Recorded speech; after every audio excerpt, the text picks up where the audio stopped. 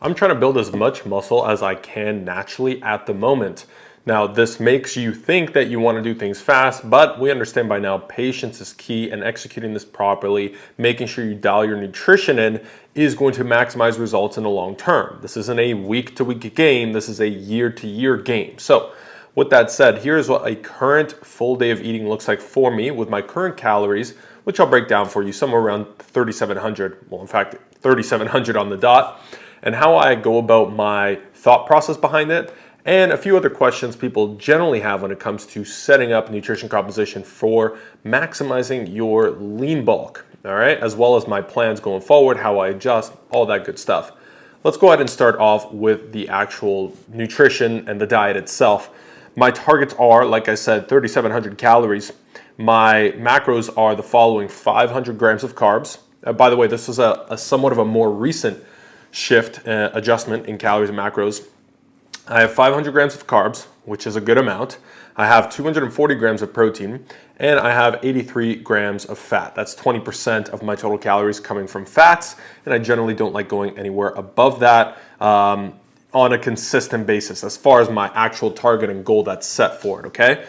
Now, I'll discuss why in a minute, but let's go and get started. My first thing when I wake up is I actually just head straight to the gym. Well, actually, I wake up and I jump into a cold shower, and then I go to the gym after drinking a liter of water as well. So that is my routine on training days. And yes, things will vary on a rest day, as I'll cover, but on training days, why I jump in the cold shower is not because it has any benefits as far as recovery or anything. It's because it helps me wake up the best possible way I've experienced. I've been doing this for many, many years now. You can even go back on my channel and see it. So cold shower, that is about as much pre-workout as you need. I don't take pre-workout at the moment, but I will probably cycle back on it just briefly, as I do typically for a couple of weeks at a time. So I hit the gym fasted. Now, I'm in a surplus, so worrying about muscle breakdown isn't that big of a deal as it would be in a cut. However, I highly recommend the first part of meal one, which is what I have during the workout. I recommend everybody, all of my clients, all of my members, I recommend that you go for a appropriate intra-workout concoction, as I call it. Now, the one I recommend the most by far, I've tried multiple different stacks with multiple supplement companies, and luckily the supplement company that I am now actually partnered with is my favorite by far intra-workout stack, which is Carbion, which I actually ran out of right now, so I can't show you the actual package, so I'll throw up a screenshot while I wait for my new delivery to come in.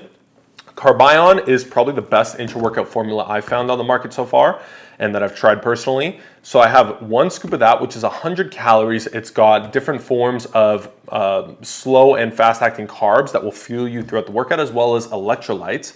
I also mix in some EAAs in there, also from Allmax, and some creatine.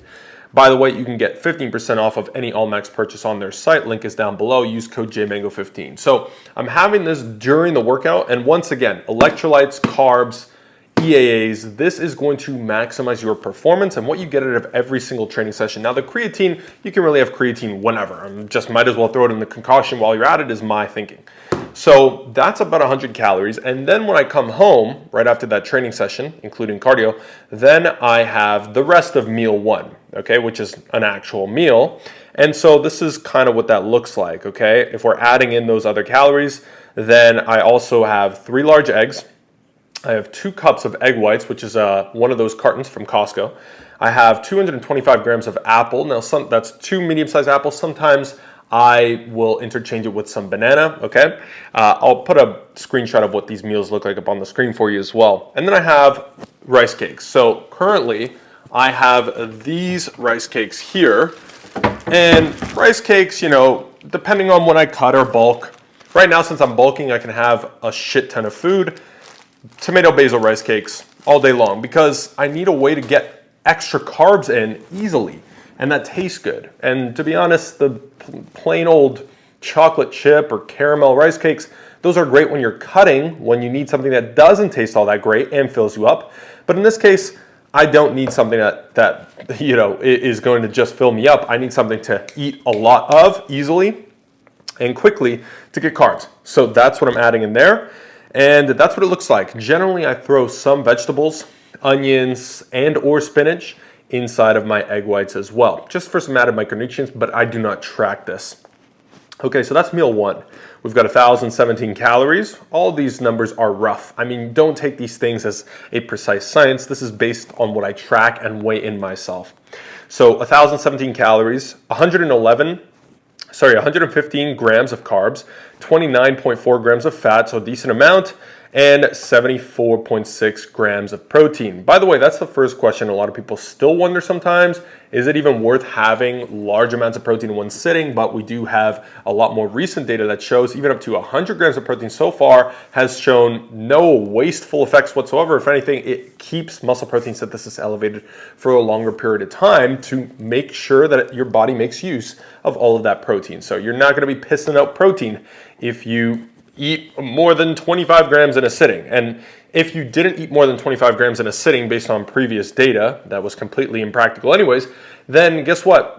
You could only do that across 4 or 5. That's like 125 grams of protein in a day max, or else you're pissing away protein. So it doesn't make sense because we know that protein recommendations are generally higher than this, okay? So that's meal number one. Now, meal number two, and I do have 4 meals, by the way. We have mini wheats, 100 grams of these. This is my primary source of fiber outside of the vegetables. And there's a lot of fiber, and I've been having mini wheats. It's been a staple for many, many years now. Essentially, ever since I found out that it was like a 1 or 2 ingredient type of a thing. It's very, very low in ingredients, which I like, because if you want a food that's going to be, as you can see, I could just pull it out of my ass at any moment. If you want foods that are going to be a staple part of your nutrition composition, whether it's cutting or bulking, you want to make sure that they are relatively healthy. Now, I'm not one of these guys that's all seed oils and fucking, I can't pronounce this. I don't really care too much about that. But in general, you probably don't want to be consuming extremely over-processed things with 1,000 ingredients in it every single day in large quantities. And so for mini wheats, we have whole grain wheat, sugars, which is sugar, brown rice syrup, gelatin, and BHT. So very, very little ingredients, not harmful whatsoever as far as I'm concerned, as far as whatever data I've collected. And yeah, it's, you know, you can always get even more natural versions, not the Kellogg's version, but nonetheless, this is a go-to for me. It has a ton of minerals as well, a lot of potassium, some calcium, iron. So overall, if you're going to go with a cereal, I believe this is probably one of the best.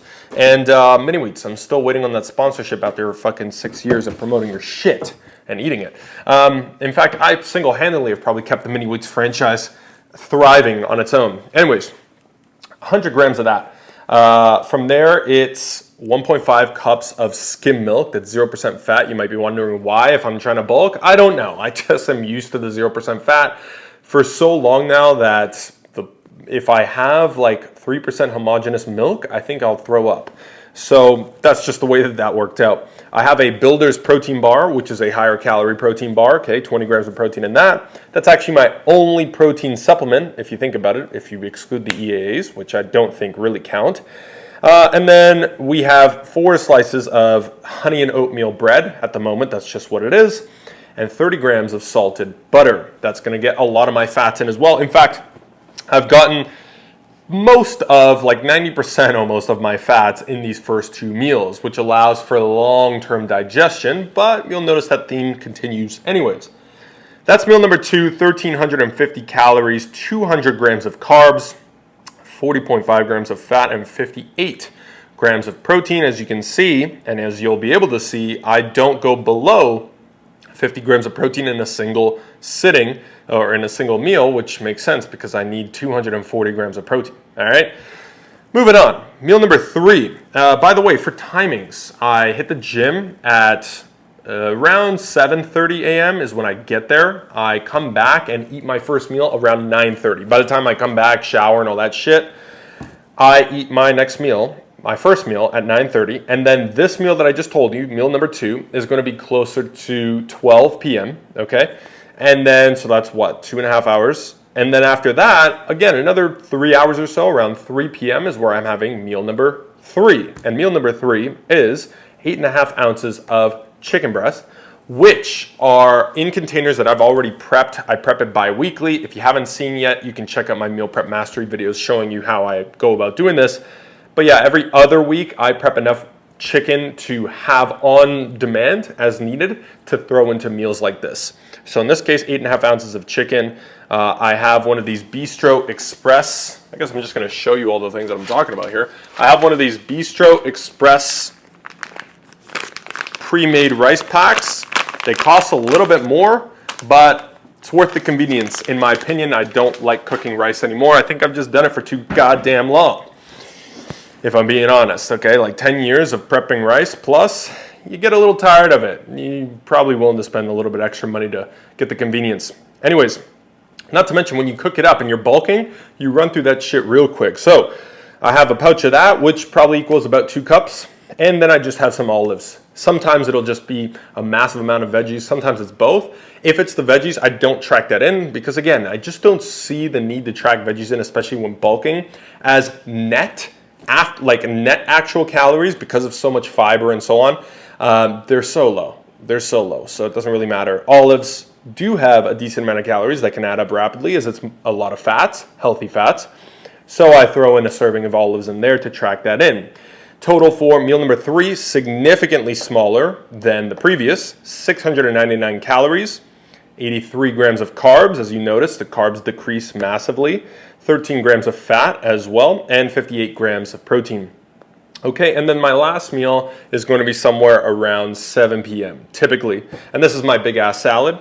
And this big ass salad consists of multiple vegetables. Obviously, we've got salad as the main. We've got lettuce. Okay, romaine lettuce, 120 grams. Now these numbers, mind you, are, maybe it's 100 grams one day. Have you ever tried weighing lettuce or spinach for that matter, or onions? Have you ever tried weighing, cucumbers? Try it and tell me when you're off your weighing by 50 grams, which would be a lot in most foods, that's like 8 calories. 8 calories. It just doesn't warrant the extra monotony and over complexity of doing it. So I track it one time, and then from there on, I eyeball the salad. The only time I recommend that you don't eyeball the salads and actually get very precise with tracking even these vegetables is when you're already long-term in a cut and you're continuously getting leaner and leaner, and you're at a point now where you're actually very lean. Okay, these calories, these little sort of trace calories, are where things will add up rapidly. So that would make sense. Balsamic vinegar, 3 tablespoons, 3 servings. Onions, baby carrots, angel sweet grape tomatoes. Sometimes it's cucumbers like I mentioned. Sometimes there's mushrooms in there. It really depends. It's a mix and match thing. And I also throw in another 8.5 ounces of the chicken that I pre-built just for this. So I can just add a fuck ton of protein, 50 grams of protein to any meal on demand. So that is meal number 4, which is 55 grams protein, 3.5 grams of fat, and 42 grams of carbs. Now, you realize that the carbs and the fats have significantly tapered down from the day as the day went on. So in the first 2 meals, carbs are extremely high, fats extremely high, and protein is actually basically similar across the board. The first meal having the most. So that is really my methodology behind it is, why would I want more carbs near the end of the day? Personally, I don't see the reason why, as it'll help you generally feel a little bit more full than required. You might be going to bed with a little bit extra energy than you would need. And there's just nothing that I need to have carbs for before or after later on in the day. So what I do is I notice that it allows my digestive system to chill out a little bit more, if you will, closer on to the end of the day. Now, with that said, the best part is as I get closer to the end of the day, those meals get less fat, less carbs, but more nutrient density, right? So especially that last meal of the day, it has the lowest amount of carbs and fats. So you would think it digests slower, but the sheer massive amount of volume in vegetables and fiber as a result allows that digestion to hold over and slowly digest the protein that I consume with it over the course of several hours, minimum 6 hours. And so well into my sleep as well, okay? So I'm essentially getting near bedtime, which is generally 10 p.m., let's say, on a typical day. From 7 to 10, I'm digesting all that entire time, that salad. Slow digestion process. And it's leaking into during the night for sure as well.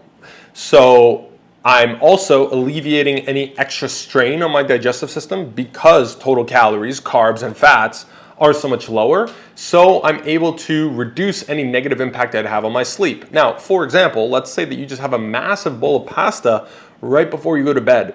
Try it out. Let me know how you feel. I could tell you for me, my heart rate is through the roof. It's pounding when I'm going to sleep because the digestive system is under a lot of strain because of the mass amount of actual calories you have to digest. This way, I have sort of a front-loaded version of that. So I front-load all my carbs and fats to digest throughout the day as they do so quickly as well. And then I taper the calories down, less strain on my digestive system to maximize sleep and still digestion over time. Anyways, that's 436 calories for my last meal, but again, 55 grams of protein, 3.5 grams of fat, and 42 grams of carbs, which now that I think of it, I think I've already read that. Now, finally, that isn't enough. So in some cases, I do have to snack at any other point through the day on some other easy carbs. Typically, it'll be like Dad's cookies or some oatmeal. I might add that in here or there. But in this case, it was as simple as, based on this day, just having 4 more of the rice cakes because they're cheap and they're easy to eat.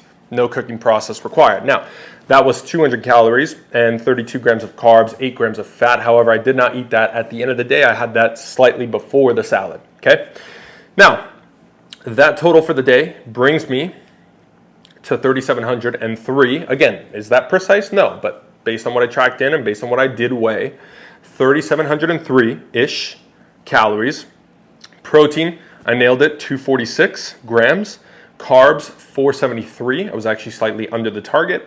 And lastly, fats were 95, slightly over the target. But that's okay because, once again, bulking-wise and carbs and fats in general aren't something that you have to worry about all that much. As long as I got somewhere close to those targets, that's fine. As long as that's consistently happening, that's fine.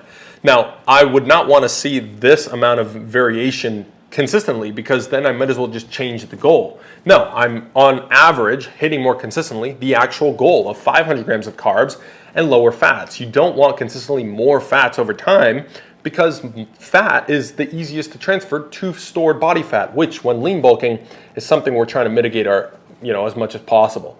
So these are my methodologies behind it. Now I'm drinking 4 or 5 liters of water throughout the day rather. Sometimes I'm drinking some teas throughout that. As for caffeine, I do get a lot of questions on my caffeine intake these days. And I still have caffeine in the form of 1 cup of coffee generally on my rest days, which is about once a week.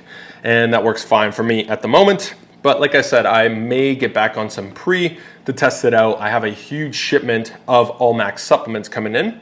So I'm excited to give some new ones a shot as well. Okay, so a couple of questions to go through. Pre and post workout meals, are they important? For sure, if any meals are going to be the most important, it's probably those 2. Just based on the data we have that eating some amount, let's say at least 20 grams of carbs and protein before your training session within 2 hours and after within 2 hours is probably going to maximize muscle protein synthesis that you get from that training session and post-workout for your recovery. Once again, if they actually did like a literal study based on 10 grams of EAAs and a certain amount of carbs at the training session, that's why at the end of the day, especially if you're bulking, when you're generally in an anabolic state most of the day, most of the time for most of the bulk, you don't have to worry about muscle protein breakdown all that much. And even if you weren't in a bulk and you're cutting and you do have to worry about that, you can still train fasted, like I said, if that's your priority, and use this intra-workout concoction, which I recommend that I use all the time. That's going to probably prevent most or all of your concerns from there. So yes, if there were a level of importance on meals throughout the day, the 2 most important would be pre and post workout, ideally, or you could say intra and post workout. However, it's not something that you have to worry too much about. You have to experiment for yourself and see if you prefer having a pre-workout meal or not, if it's practical for you. And then if so, you have to understand, well, hey, I don't like feeling that full. And when I eat this amount, by this time before my training session, I feel too full. It doesn't feel all that great. In which case you're going to modify accordingly, okay? So there's so many different ways it could go. Like you could have a banana and a protein shake 30 minutes before your workout, and that might be optimal for some people. But for others, they'll hate that. They need 2 cups of rice, chicken breast, and broccoli. Of course, got to use the classic meathead example, right? But some people will prefer that 2.5 hours or 2 hours out from their training session, and they feel better off that. So there's really only one way to figure out what works best for you. As far as post-workout goes, once again, you just need a solid amount of protein and carbs as your base, and you can have some fats as well. It's not the end of the world, as obviously I have a decent amount of fats in mine. So how many meals per day is best? Well, there does not seem to be, based on the data currently, any benefit to going above 3 or 4. I would say, to be safe, 4 meals per day is probably where you'll maximize the consistently elevated amount of muscle protein synthesis you can get. Now, that obviously assumes that each of those 3 to 4 meals, let's just use the example of 4 here, each of those 4 meals has about an even amount of protein throughout them. And you'll notice in mine, that is in fact the case. And that's probably just the best way to do it. It's kind of like if you were to imagine like an IV of steady protein dose, that's probably best to keep you in a positive nitrogen balance, i.e. anabolic state. So 3 to 4 times per day is probably ideal. If you can go above that and still stay with even balanced meals that have an even amount of protein throughout, by all means do it. If you prefer that, if you prefer less than that, 2 meals a day, not the end of the world. Once again, especially when lean bulking, okay? What matters most is total protein and total calories throughout the day. And like I said, the other ones you want to try to be consistent with as well. So question number 3 is training days versus rest days. Do I vary calories and macros? It depends. My answer depends on where I'm at in that moment and depends on your situation, if you were to ask me that very specifically. However, at this point in time, I do vary slightly, and here's how I do it. Because my calories are starting to get up to a point where it's getting a little tiring to eat, somebody who's got a naturally very low appetite, skinny boys and girls, I know you feel what I'm saying. For me, I am really not a fan of shoveling down all this food. On rest days, it's a lot harder because you haven't worked out, you're not all that hungry anyways. Like I could just go for the entire first part of the day, like hours and hours without eating. So what I've done on rest days is I eat intuitively and just focus on hitting my protein targets. That's currently what I do. Generally, that still means that I'm hitting probably around maintenance calories. For now, sometimes I do lose a little bit of weight, but because I'm training 6 days a week and only resting 1, it's not enough to fluctuate things. If you, like before, I was doing 2 days on, 1 day off, in those cases, it probably makes sense to be a little bit more intentional with your rest day nutrition because you have more rest days. And therefore, if you just do whatever you want on rest days, it's going to take more of a toll. Whereas for me, I only have 1 rest day. The other are hardcore training days that are very structured and similar and hitting certain targets. So 1 day of intuitive eating gives me freedom, flexibility, it's preference, and it works out just fine. It doesn't deteriorate anything. So it really depends on your case scenario, which I'm sure you're very surprised to hear at this point in time. Next, no protein powder. So you'll notice I have no protein powder, and I thought protein powder is a good thing. Well, protein powder can be a good thing if you struggle to eat enough protein, and that struggle is stemming from actually trying but not having the appetite for it, or not having much control over the meals you can eat, and so you just need something to make sure you get a good injection of protein. Protein powder makes a lot of sense. I have a protein bar, that's about it. I do have sometimes protein powder, all max Isoflex on off days, because once again, I'm eating more intuitively, I don't have as much of an appetite. All right, let me just get a quick shot of protein that tastes great, and I'll have some Isoflex in there. But aside from that, on my typical days, there's just no need to hit protein. You can see, because of the way I prep and everything, I just don't need to put in, I can just get a better source of protein. Ultimately, the protein from protein powder is very bioavailable, and it's a great source still. However, once again, when I went back to the beginning and I said, you try not to consume regularly in large quantities foods that are ultra processed if possible. Now again, I get that it sounds redundant when I'm eating these fucking rice cakes with literally 1,000 hydrolyzed, let me see.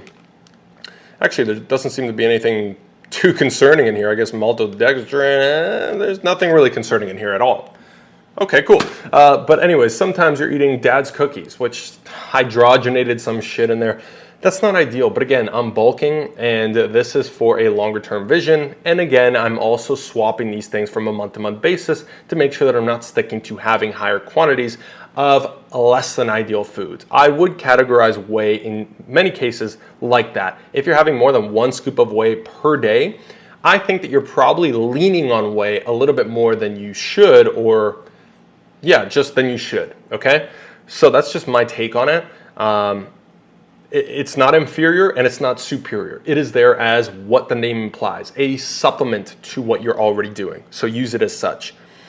Multivitamins and supplements. What do I currently take? So again, my current shipment, since I just finished all these subs, from Allmax is currently their Vitaform for men. However, I'll probably upgrade to the Vita Stack, because why not? When you're sponsored, I mean, of course I'm gonna take advantage of the overkill multivitamin. But on top of that, if I'm going for single vitamins, I'm doing things like omega-3, okay? These are just Weber Natural that you can get at like Walmart. Weber 3, vitamin E. So these are some of the ones that I'll take. Vitamin B12, calcium, magnesium biglycinate, vitamin D3, biotin. I've got vitamin C, glucosamine. These are some of the blends or some of the individual, I should probably sit down, I don't know if you can see me. These are some of the individual vitamins that I have and minerals throughout the day. Calcium was in there as well, I'm not sure if I said that. But aside from that, I'd prefer to take a very powerful multi and ideally a performance multi. And performance multis are something that I recommend if you have the budget for and if you really want to maximize recovery and results. So if that's the case, my favorite, I tried animal pack weight back in the day with the fucking horse pills. I would go with Vita Stack if you are interested in that, which just so happens to be Allmax once again. You can see why I partnered with them. Awesome products across the board. So those are the vitamins. Again, supplements are EAAs, Carbion, so an intra, my creatine, and the odd protein powder, okay? That's really it. Ashwagandha, all this other stuff, I don't really care much about it. So that's that. A green supplement can work, but again, when you're getting as many actual vegetables as I am, it's not all that necessary, more than likely. And if you're having a greens powder and you think that that's an excuse to not have nutrient density in your diet, that's a big mistake.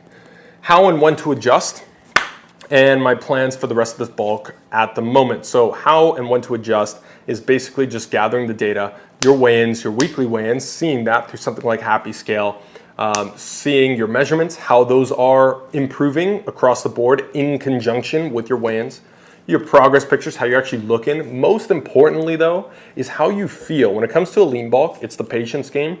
It's gathering the data, sure, but more importantly, it's how you feel, how you perform. Do you feel recovered? Do you feel good in your training sessions? Do you feel strong? And do you feel energized through the day? Or do you feel lethargic, some sort of apparent diet fatigue symptoms, stuff like that? These are the things that you're going to want to make the adjustments off of, because the adjustment will either be via calorie intake or expenditure, meaning lowering expenditure in the case of a bulk, or increasing intake, or it could actually be keeping intake roughly the same and manipulating macros based on how you're feeling and performing and recovering. And of course, it could just be training related instead and not really calories or macros. So that's, for me, it's been very simple lately. I was recomping for a couple of months. And now that that recomp is done, I'm now pushing the limit up again. So I'm currently around 208 pounds on average, and I'm pushing up to 212. Okay, so a little sprint, if you will, not a sprint, like I'm still taking this whole, but a little quote unquote sprint up to 212. When I get to 212, I'll probably hover there for a bit, recomp as much as I can, main gain for 1 to 2 months, and then I'll probably push the envelope up to about 220, assuming that I'm still lean, still feeling and looking good throughout that process, and I'm just increasing calorie intake mainly through carbs throughout that process. As protein's probably fine for the rest of my bulk, and then cardio is probably fine, don't need to adjust there.